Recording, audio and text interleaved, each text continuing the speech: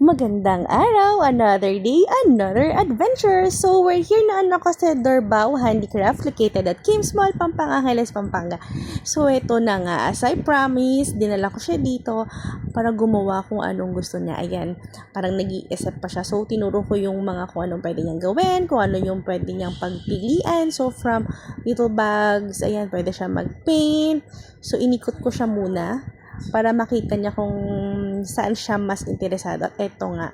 So, ito kukuha na siya ng pencil case, tapos pumili na rin ng color para makapagsimula na. So, dalawang color combination and then 15, ano ba to tawag dito? Eto, mga abubot na to, 15 yung pinili niya. So, pencil case, ang kanyang paglalagyan, ikakanyang ipag-designan. So, ayan siya. Medyo matagal siyang pumili dyan. Ewan, siguro nga super excited at maraming pagpipilian. O, diba?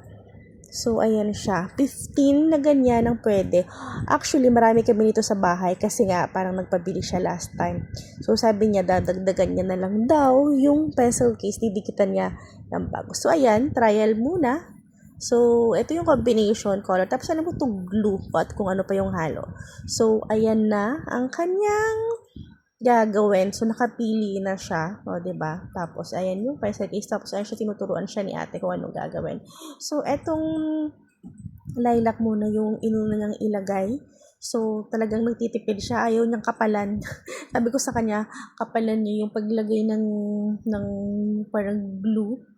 Yeah, it's like a glue-like. Kasi nga, pwede mo siyang dikitan. So, ayan. So, habang gumagawa siya ng una, kasi niya, binibidyohan ko siya. So, sobrang ano siya dyan.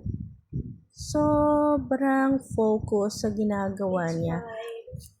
Tapos, ayan nga. So, pinagpapatuloy niya lang yan. So, yan kasi. Tapos, pinapili ko pa siya ng iba. Pero sabi niya, yan muna.